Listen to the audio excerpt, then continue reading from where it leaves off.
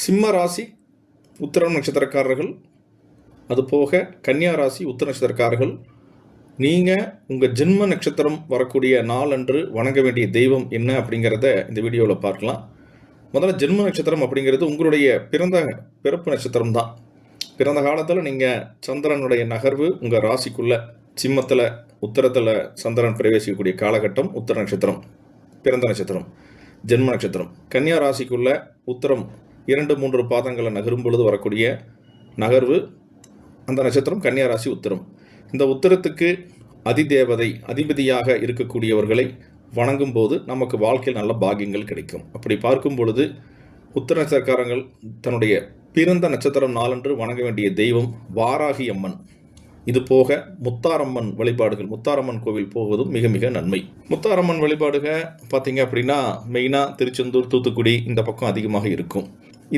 இந்த வழிபாடுகள் கிடைக்காதவங்க, ஏன்னா எல்லா பக்கம் முத்தாரம்மன் கோயில் இருக்காது, அப்போ வாராகி அம்மனை வழிபாடு செய்வதன் மூலியமாக நல்ல பலன்களை அடையலாம்.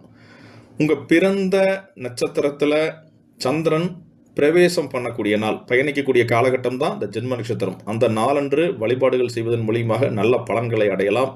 கடன், பகை, வம்பு வழக்கிலிருந்து வெளியே வருவதற்கும், கணவன் மனைவி பிரச்சனைகள், குடும்ப உறவுகள் சச்சரவிலிருந்து வெளியே வருவதற்கும் இந்த நாள் உங்களுக்கு உதவும். அது மட்டும் இல்லாமல் தனம், குடும்பம், வாக்கு பலம் பெறுவதற்காகவும், வீடு வாகன சொத்துக்களை ஆதாயப்படுத்துவதற்காகவும் இந்த நட்சத்திர நாளன்று நீங்கள் கோயில் வழிபாடுகளை மேற்கொள்வது மிக நன்மை. மாற்று மதத்தவர் அவர்களும் எடுத்துக்கலாம். குறிப்பாக அவங்க எப்படி எடுக்கணும்னா, உங்கள் மதம் சார்ந்த இடம், குறிப்பாக இஸ்லாமியராக இருந்தால் இந்த உங்களுடைய நட்சத்திரம் வரக்கூடிய நாள், இந்த உத்தர நட்சத்திரம் வரக்கூடிய நாள் அன்று நீங்கள் மசூதி, தர்கா தொழுகையை மேற்கொள்ளலாம். அதுபோக நீங்கள் கிறிஸ்தவராக இருந்தால், ஜோடு நம்பிக்கை இருந்தால் நீங்களும் உங்களுடைய தேவாலயம் சென்று சர்ச்சுக்கு போயிட்டு வழிபாடுகள் செய்து கொள்ளலாம். மதம் பார்த்து சூரியனும் சந்திரர்களும் உதிப்பதும் இல்லை, மறைவதும் இல்லை. ஜோதிடம் எல்லாருக்குமே பொதுவானதுங்கிறத தெரிஞ்சுக்குங்க. இந்த ஜென்ம நட்சத்திர வழிபாடுகள் ஏற்கனவே செஞ்சுட்டு வர்றீங்க அப்படின்னா அவர்கள் மெசேஜ் பண்ணுங்கள், கமெண்ட்ஸ் பண்ணுங்கள். இந்த வழிபாடு உங்களுக்கு எப்போவுமே ஒரு நன்மை அளிக்கக்கூடியதாக இருக்கும். செஞ்சு பாருங்கள். நன்றி. நமசிவாயம்.